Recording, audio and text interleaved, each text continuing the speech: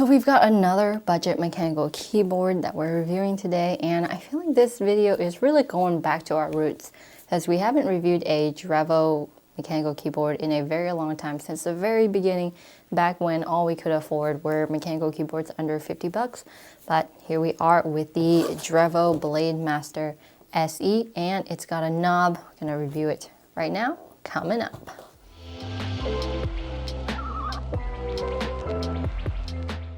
Hey guys, this is Betty from Switch and Click, and this keyboard was a little bit not planned, but Drevo reached out to us and was like, would you like to review this keyboard? It's a Drevo Blademaster SE, and one of the features that really stood out to me was the multifunctional knob, and not many keyboards have that, so I figured, why not? Let's review it. Let's see if it's worth it. Maybe it's not, but start with what's in the box. All right, so in the box you have this little don't like thing that I guess if you like it, write a review, share it on social. If you don't like it, you can tell them why. And then we also have a short manual, only like 1 page in here is all you need. There's a lot of different languages and stuff. And then the last thing you get, of course, is the keyboard. How fun and exciting. You get the keyboard, and that's all that's in the box. According to the manual, there should be a keycap puller somewhere because it does tell you how to pull off the keycaps, but we didn't get one, so no keycap puller here. I'm going to say that's probably a manufacturer defect because there was supposed to be a keycap puller. Thank goodness we have like a ton just laying around. All right, so build quality, it is very lightweight, and there is a little bit of creaking. Ooh. There's a little bit of creaking most of the time. That was sort of a loud creak, and that didn't happen during any of my tests, so I guess you guys heard that firsthand. It does have a non-detachable cable in the back here, and I'm not a huge fan because there's really no routing for it. It just goes out the top, and that's pretty much all you get. You have 3 rubber feet here on the back, and then 2 kickstands that are also rubberized as well. And on the top here, there are 2 rubber strips to just make it more firm. It does move around a little bit just because it's so lightweight, but if you're not moving your hand too much or moving the board too much, it should stay in place.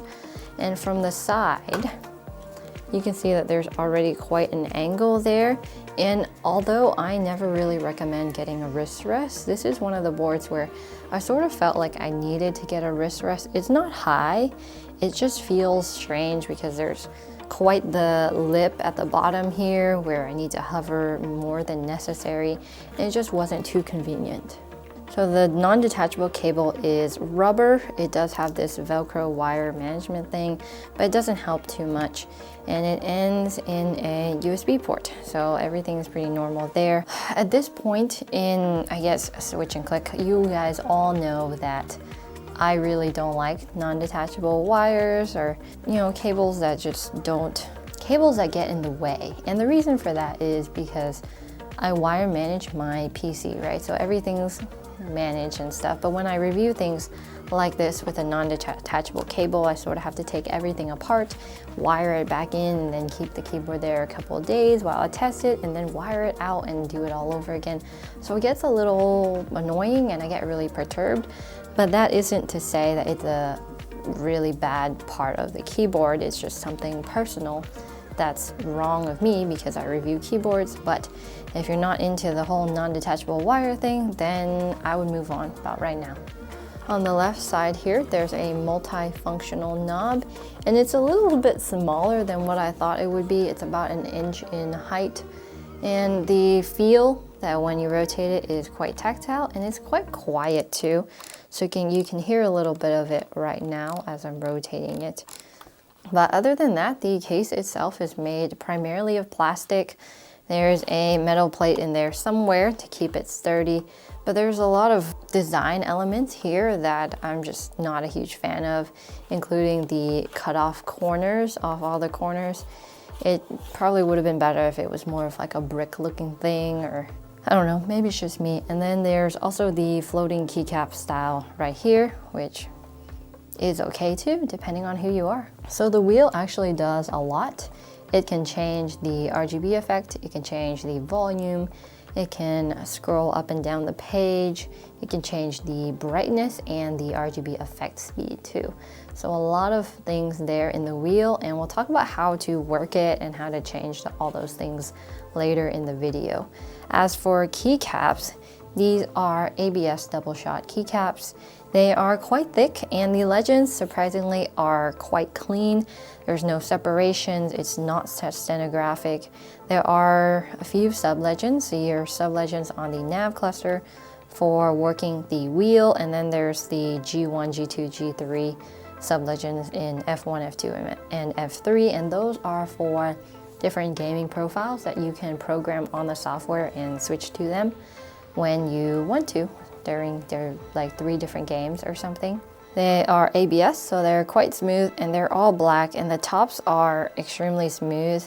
It's a slightly unpleasant feeling, and they feel very similar to my old Razer Black Widow keyboard. But for a budget board, it's sort of what I expect. The legends are better than what we've seen in the past as well. They are OEM profile, and they are floating keycaps, so you can see the switches, and there's also the Drevo logo on the spacebar as well. So there's not many things that are off-putting about the keycaps, but there's not many things that are really amazing either. I would have liked to see PBT keycaps, but PBT and double shot and RGB shine through is a lot to ask for a keyboard that costs around $45. All right, onto the software, and usually I don't download software, and that's because I always get this weird alert that says this is sort of malicious for your computer. But this time I was like, okay, let's try it. So I downloaded it, and I did get the same alert from Windows Firewall or Windows Defender, and I decided to go with it anyways. I did scan it beforehand, and then it asks you what language you want the software to be in. I picked English, it detected my keyboard, and the software is really easy and intuitive to use. You can remap pretty much every key except the multifunctional knob. And then another problem I got, because I like to use caps lock as control and control as caps lock, so switching them was pretty much impossible. Because once I switched caps lock to control, I didn't have caps lock anymore, so I couldn't put that somewhere else. How you map keys is that you click on the key that you want to map, and then you press the key that has the function that you want. So because caps lock was gone, I couldn't really put it anywhere else. So I would have had to do a 3-way switch to get that to work, I suppose. It's really annoying. It would have been great if I could just scroll down and click left control or caps lock or S and things like that. It does record macros. You can do a delay. There's 3 different profiles you can edit. There's also RGB editing as well, and you can do that. It does have onboard memory, so it's going to remember the effects that you put, but it's also going to remember the effects that it's on when you turn off and turn on your computer. The default polling rate is at 500 Hertz, but the keyboard goes up to 1000, so using the software I just set it to 1000. If you're gaming, that's probably going to be something that matters to you. If not, then you can leave the software as is and not really need to download it. There's plenty of effects on the board that are preset too, so you don't need to download the software. It's a bonus, it's easy to use, it's pretty intuitive. You don't really need a manual to work it or anything. As for switches, as expected of many budget boards, these are Outemu switches, and I got Outemu Browns, which are a little bit more tactile than Gateron and Cherry, but not as tactile as like Halo Clears or any of the Pandas, Glorious Pandas, Holy Pandas, things like that. But they're not bad. Initially, when switching to this board, the switches felt relatively light and I was making a lot of typos, but after a short period of time, I quickly adjusted and everything was fine after that. The bottom out sounds aren't too loud and there's very little spring ping, especially from like hearing distance. And you can hear that from the sound test at the end. They also offer Outemu Blues and Reds, which are clickies and linears if you're into those.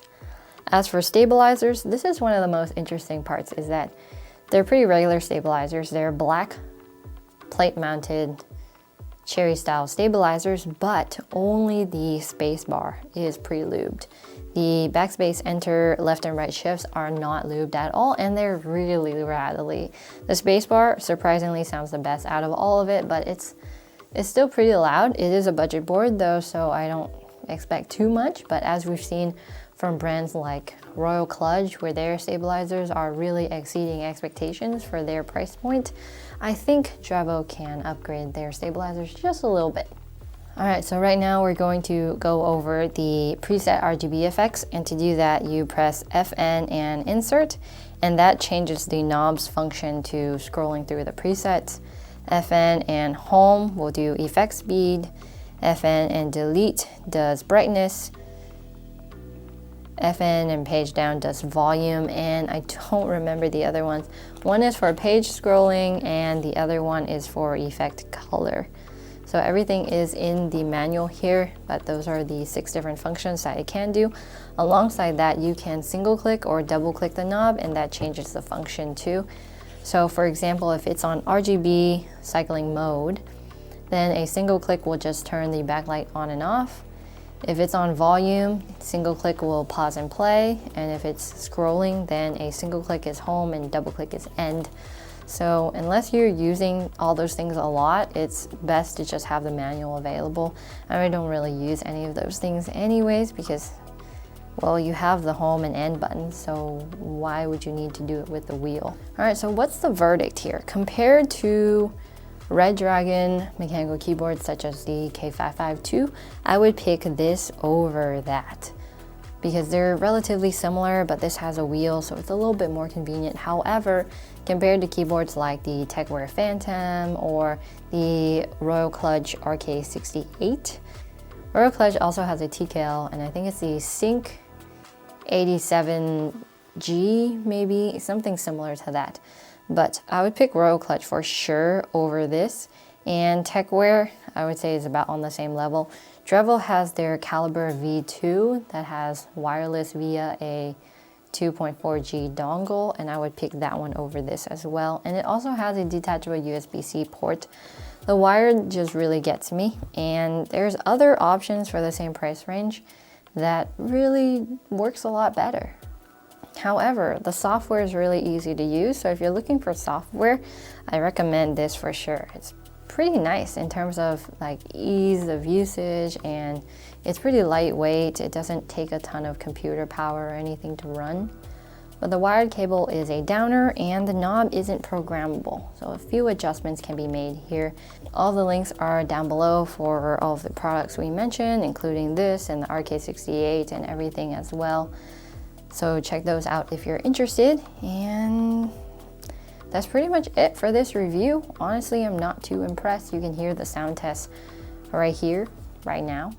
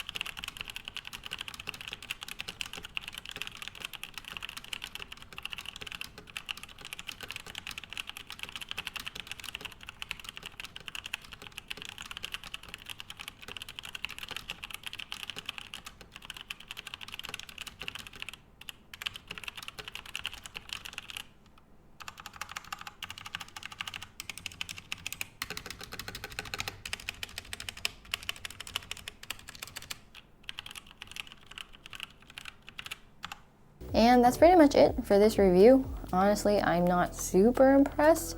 It's not anything to rave about, but it's not anything to really talk bad about either. It's a budget keyboard.